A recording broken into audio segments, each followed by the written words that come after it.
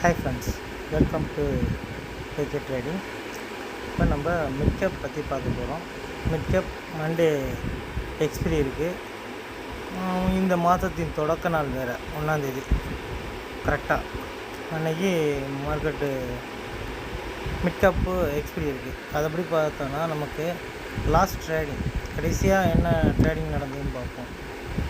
கடைசியாக market trading ஆனது open வந்தது 10,534, ஹை வந்து 10,570, லோ வந்து 10,463.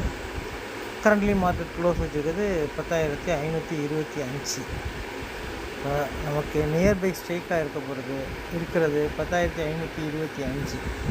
இப்போ அதன்படி பார்க்க போனோம்னா நமக்கு 10,525ஓட call options last trading price 43, put options 39.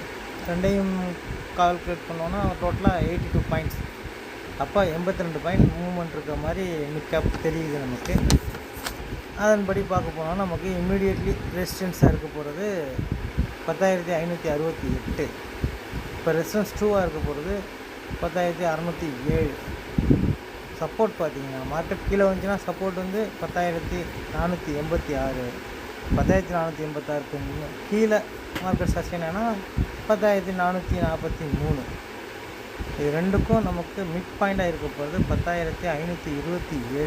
இப்போ நம்ம ப்ரெடிக்ஷன் படி மார்க்கெட் ஓப்பனுக்கு அப்புறம் நம்மளோட மிட் பாயிண்ட்டாக இருக்க 10,527க்கு அப்புறம் மேலே இருந்ததுன்னா என்ட்ரி டு கால் ஆப்ஷன்ஸ், அதுக்கு கீழே மார்க்கெட் சஸ்டெயின் ஆகிட்டு இருந்துச்சுன்னா என்ட்ரி டு புட் ஆப்ஷன்ஸ்.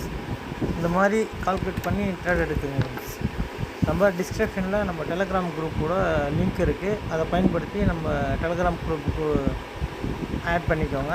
அதில் நமக்கு லைவ் மார்க்கெட்டில் உங்களுக்கு அப்டேட் இருக்கும். அந்த அப்டேட்டை பயன்படுத்தி நீங்கள் ட்ரேட் எடுத்துக்கலாம். ஓகே ஃப்ரெண்ட்ஸ், அவ்வளோதான் இந்த வீடியோ பிடிச்சிருந்தா லைக் பண்ணுங்கள், ஷேர் பண்ணுங்கள், கமெண்ட் பண்ணுங்கள். நன்றி, வணக்கம்.